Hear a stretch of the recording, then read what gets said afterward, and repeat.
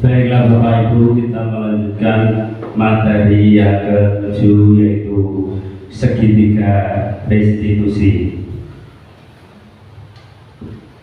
Segitiga restitusi merupakan proses untuk menciptakan kondisi bagi murid untuk memperbaiki kesalahan mereka sehingga mereka bisa kembali pada keyakinan kelas dan menumbuhkan budaya positif dalam diri. Baik Bapak Ibu, ini berkaitan dengan kegiatan yang sering kita lakukan dalam hubungannya dengan tugas pokok sebagai guru, berkaitan dengan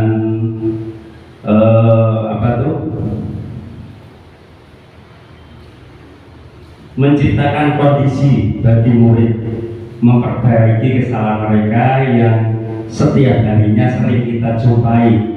Ya, ada yang mungkin telat masuk ke sekolah saat pagi hari, ada mungkin yang bertengkar dengan temannya, atau mungkin ada kesalahan-kesalahan yang lain seperti mungkin memecahkan kaca atau memecahkan jam dinding. Ya, saya di sini ingin mendengar pengalaman Bapak Ibu guru berkaitan dengan kejadian-kejadian yang berhubungan dengan kesalahan anak. Bagaimana cara menyelesaikannya? Monggo untuk Bu Santi bisa menunjukkan atau menyebutkan pengalaman yang telah dilakukannya. Terima kasih atas waktu yang diberikan. Saya punya pengalaman Pak, ini sering terjadi di kelas 1, keterlambatan anak untuk masuk sekolah karena transisi dari kelas 1 itu dari TK. Biasanya kalau TK kan berangkatnya agak siang Pak. Nah, sekarang di kelas 1 harus masuk jam 7 tepat sudah mulai pembelajaran. Nah, kadang ini anak ini saya beri masukan, ternyata masih belum bisa, tanggung jawabnya belum ada Pak. Nah, terus saya mencoba mencari solusi untuk anak ini. Kenapa dia sampai seperti itu? Karena latar belakangnya itu tadi satu Pak, dari pribadinya, karena dia ngomong dulu aku berangkat siang Bu. Nah, terus saya coba berusaha untuk berbicara. Sekarang udah tidak di TK lagi. Nah, terus dia bilang, terus gimana Bu? Caranya mungkin tidurnya agak awal, terus bangun paginya dibantu sama orang tua biar cepat bangunnya, terus untuk sarapan biar cepat dia nyampe ke sekolahan. Jadi posisinya di situ saya tidak mencari kesalahan, tapi mencari solusi untuk anak ini agar berangkat lebih pagi. Mungkin kita bisa komunikasi dengan wali murid Pak. Jadi tidak hanya dengan anak, karena ini keterkaitannya kelas 1, masih anak yang baru memahami untuk di kelas yang pembelajaran dimulai di jam 7. Ya, terima kasih Pak.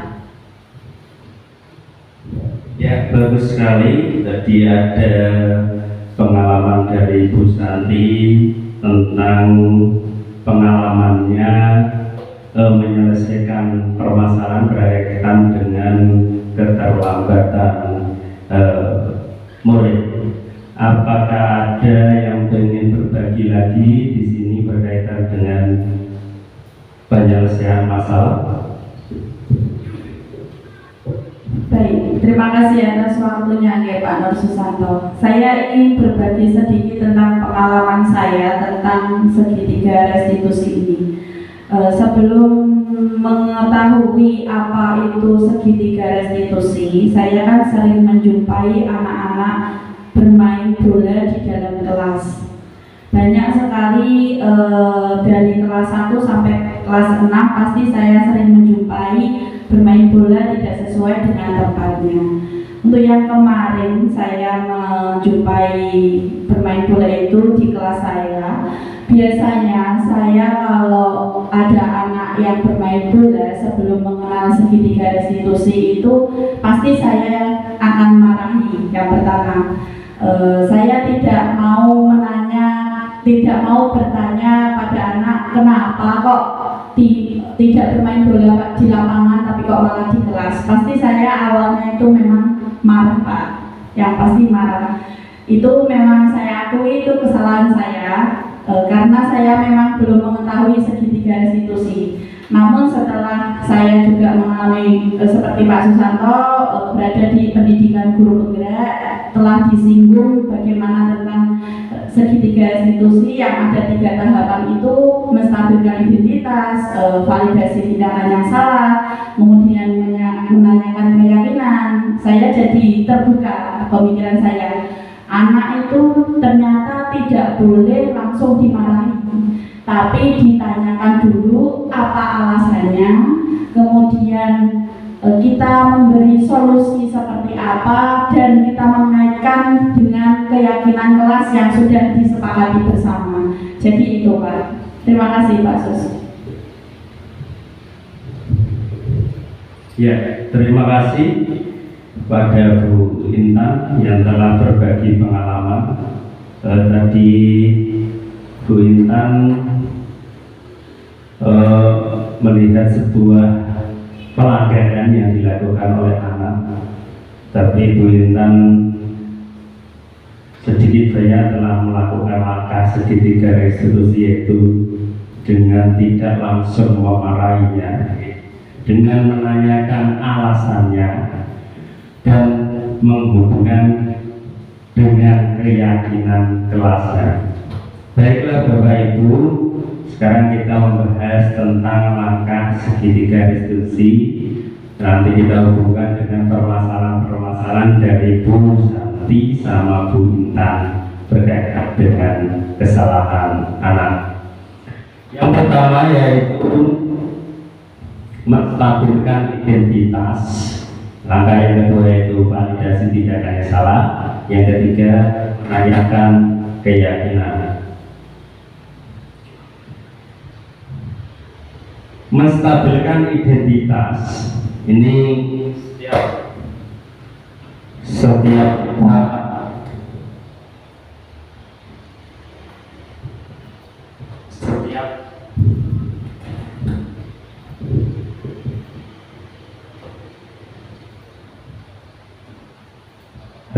ya berhubungan dengan menstabilkan identitas. Ini biasanya kata-kata yang sering kita gunakan. Yang pertama yaitu setiap orang pasti pernah melakukan kesalahan. Oke, ini kalimat yang sering kita pakai untuk menstabilkan identitas. Yang kedua, kamu bukan satu-satunya yang pernah melakukan ini. Masih banyak contoh kalimat yang lain.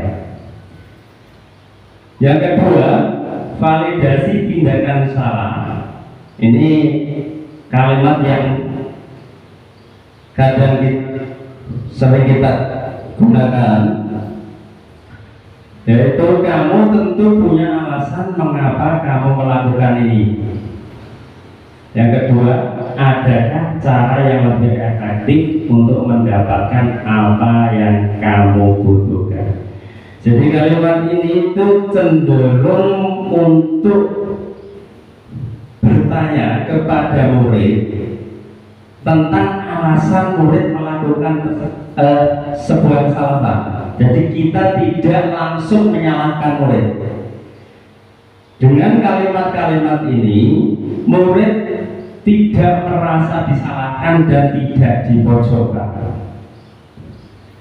Selanjutnya dikaitkan dengan menanyakan keyakinan kelas. Kalimatnya bisa seperti keyakinan kelas apa yang telah kita sepakati. Kamu ingin di orang seperti apa? Nah, ini contoh-contoh kalimatnya. Hubungannya dengan kalimat ini, murid akan ingat apa atau keyakinan apa yang pernah dibuat. Jadi dengan sendirinya murid akan menemukan solusinya dengan cara nanti guru bisa bertanya, apa yang ingin kamu lakukan atau apa yang ingin kamu perbaiki dari kesalahan yang telah kamu lakukan. Jadi dengan sendirinya murid akan menemukan solusinya yang datang dari dalam diri sendiri. Berikut adalah sebuah contoh tentang peneroman segitiga restitusi yang ada di kelas saya.